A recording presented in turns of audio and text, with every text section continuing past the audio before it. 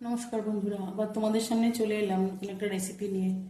এখন শীতকালে খুব গাজর ভালো পাওয়া যাচ্ছে, তো গাজরের হালুয়া তো সবাই সবসময় খাওয়া হয়। আজকে একটু গাজরের পায়েস বানাচ্ছি, সেটাই তোমাদের সাথে শেয়ার করলাম। তার জন্য দেখো, প্রথমে আমি 500 থেকে 700ই হবে, 700 মতো গাজর নিয়েছি। নিয়ে তোমরা ঘষেও নিতে পারো, আমি আর ঘষিনি। আমি একটা এরকম ছোট হ্যান্ড চপার আছে আমার কাছে, এটা অল্প অল্প করে দিয়ে এরকমভাবে কুচি কুচি করে নিয়েছি। গ্রেট করে নিলেও হয়, তো অতটা গাজর গ্রেট করবো তাই জন্য আর করিনি, আমি কুচি কুচি করে নিয়েছি। গ্রেট করে নিয়ে তোমাদের হ্যান্ড চপারটা দিয়ে কুচিয়ে নিই, তারপর তোমাদের দেখাচ্ছি। আগে তো সবগুলো করেই নিয়ে দিয়েছিলাম, তোমাদের দেখানোর জন্য এই লাস্টে একটু করে দেখালাম। এই গাজরটা আমি দিয়ে দিলাম, দিয়ে তো তোমরা গ্রেট করেও দিতে পারো, আমি আর গ্রেট করে দিলাম না।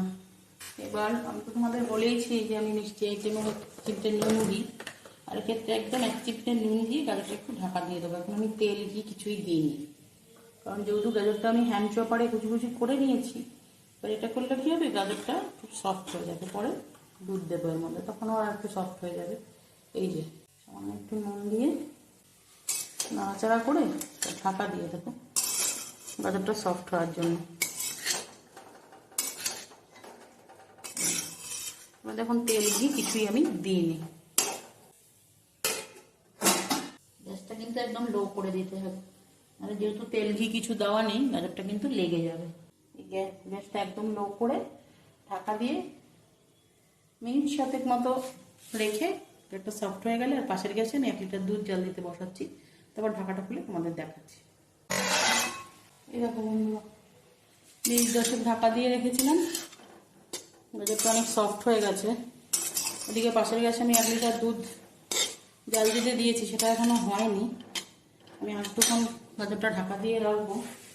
তার মাঝখানে আমি এই ওপর থেকেই ঘি দিয়ে দিচ্ছি। ঘি তেল তখন তো কিছুই দিইনি। এখানে ওই 2 চামচ মতো ঘি হবে। তুমি সাদা তেলও দিতে পারো, তবে বুঝতেই পারছো পায়েস বা হালুয়া এগুলো তো ঘিয়ের সেন্টটাই ভালো হয় গাজরের সাথে। দিলাম। আর আমি 4টে এলাচ আমার এই কাঠের হামানদিস্তাটায় গুঁড়ো করে রেখেছিলাম, সেটা দিয়ে দিলাম। দিয়ে যতক্ষণ না দুধটা ফুটছে একটুক্ষণ ঢাকা দিয়ে রাখি, আর একটু মজে যাবে।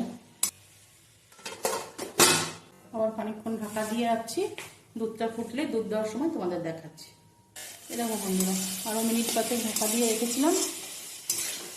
এদিকে আমার দুধটাও ফুটে গেছে, আমি দুধটা ফুটিয়ে দিচ্ছি। আমি আর দুধটাকে ফুটিয়ে ঘন করিনি, কারণ গাজরের সাথে ফুটে গাজরটাও সেদ্ধ হবে। তাই এদিকে আমি 1 লিটার দুধ পাশের গ্যাসে জাস্ট ফুটে গেছে দিয়ে দিচ্ছি। এবার এটা ভালো করে ফুটলে মিনিট 7 মতো ফুটিয়ে নেব, তারপরে আমি মিষ্টিটা দেবো।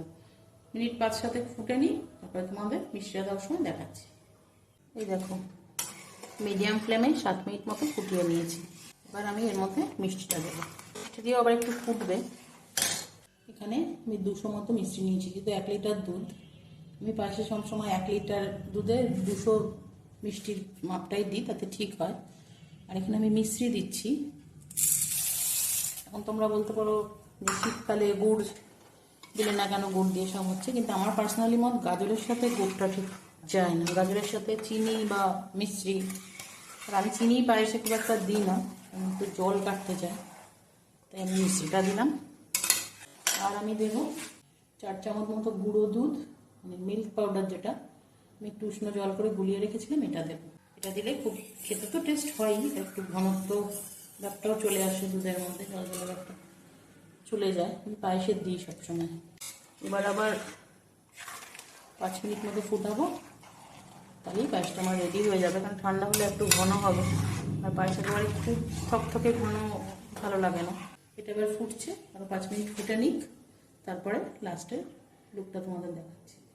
এই দেখো, আবার মিষ্টি গুঁড়ো দুধটা দেওয়ার পর আরও 7 মিনিট ফুটিয়ে নিয়েছি। এই এবার গ্যাসটা আমি বন্ধ করে দিয়েছি। ঠান্ডা হয়ে গেলে পায়েসটা একটু ঘন হয়ে যাবে। গ্যাসটা আমি বন্ধ করে দিয়েছি, ঠান্ডা হোক। আমি গ্যাসটা বন্ধ করে কিশমিশ ভিজিয়ে রেখেছিলাম, তোমরা চাইলে কাজুও দিতে পারো, আমি আর কাজু দিচ্ছি না। দিয়ে দিলাম। আমার পায়েস একদম রেডি। বা ঠান্ডা হলে সার্ভ করবো। তোমরা এই শীতে অবশ্যই একবার বানিয়ে খেও, ভালো লাগবে।